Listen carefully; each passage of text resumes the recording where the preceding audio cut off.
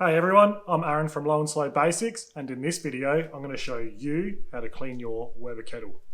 Alright, so we've got some degreaser, great for any of them tough, really caked on stains on the inside of your Weber.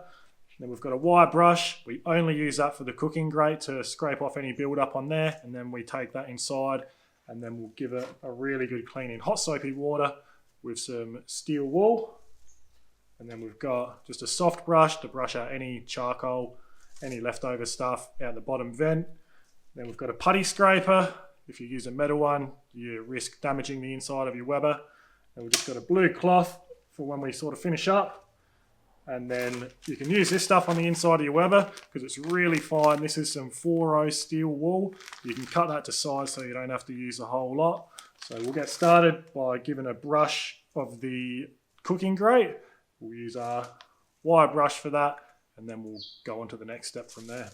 All right, so my Weber's not too dirty, but this will give you a good understanding of what you need to do if you do have a nice build up of stuff. So we'll have a quick look at the inside. So the inside of the bowl has got a lot of sticky marinade built up on it. I cooked some chicken wings and you can see it all on the cooking grate. And we've obviously got to get rid of the leftover coals in there as well. So we'll get started, find a safe spot for the lid to stay, and then we'll give our cooking grate a brush over with the wire brush.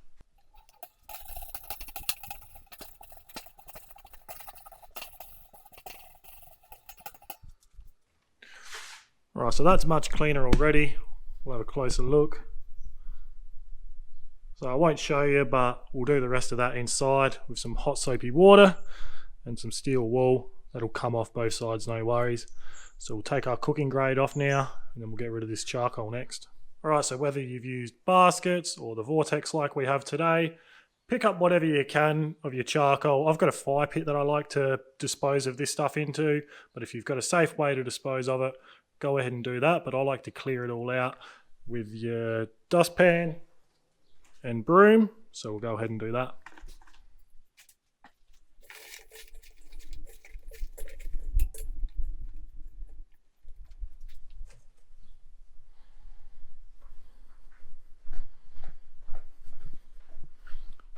Just put our lid and our cooking grate up there for now, and then I like to come up here.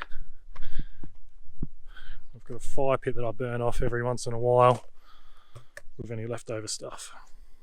And then our charcoal grate, what we'll do, pretty similar to the cooking grate, we'll give it a quick brush off with our soft brush, and then we'll just wire brush it off after, and then again we will give it a proper deep clean inside under some hot soapy water and some steel wool.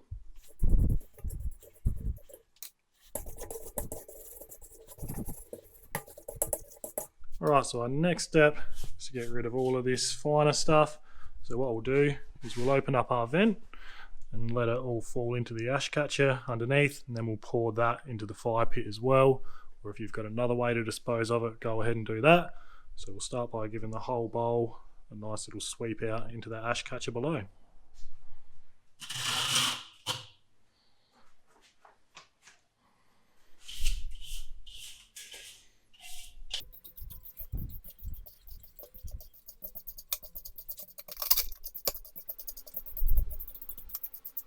Alright, now that's all swept out, we are going to empty our ash catcher into our fire pit, and then we're going to focus on these tough stains. So we're basically going to give the whole inside of the bowl a spray with the degreaser.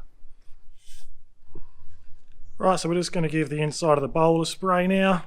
We're going to put our ash catcher back on because we still want to catch any droops. We don't want this stuff going onto the floor.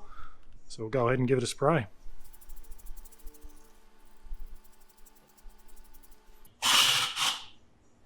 Make sure you move your vent as well because there's going to be stuff under where it was sitting.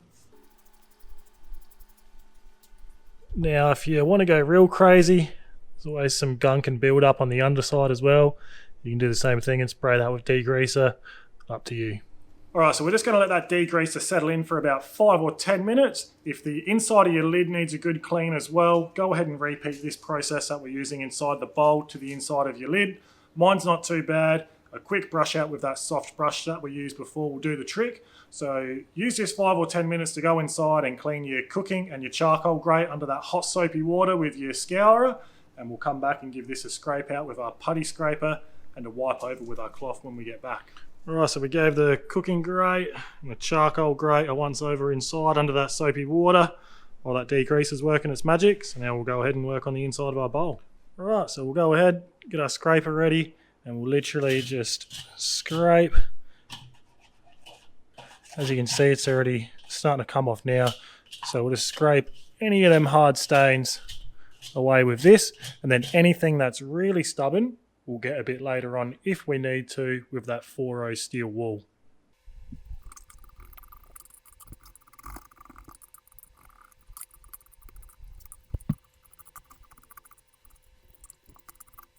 Alright, that's all the hard stuff scraped away. There's still a little bit that we'll have to hit with the steel wool later, but now the majority of it softened up. We'll give it a wipe over with that blue cloth.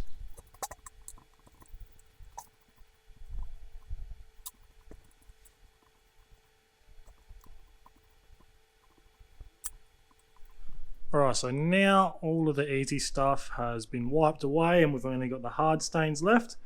We can go ahead, just cut a chunk of our steel wool, the 4-0 really fine stuff off, and we'll go ahead, and as you can see, starting to break that away pretty easy. So we'll go ahead and clean the rest of them tough stains off with this.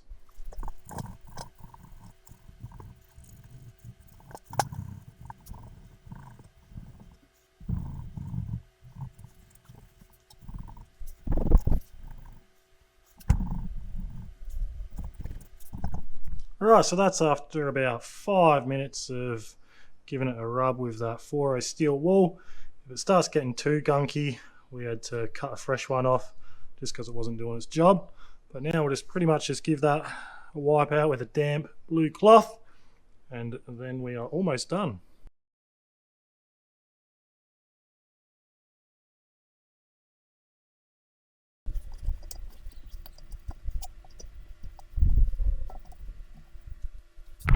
Right, so that's looking really nice and clean. You can go as crazy as you want and get absolutely everything, but I'm happy with that.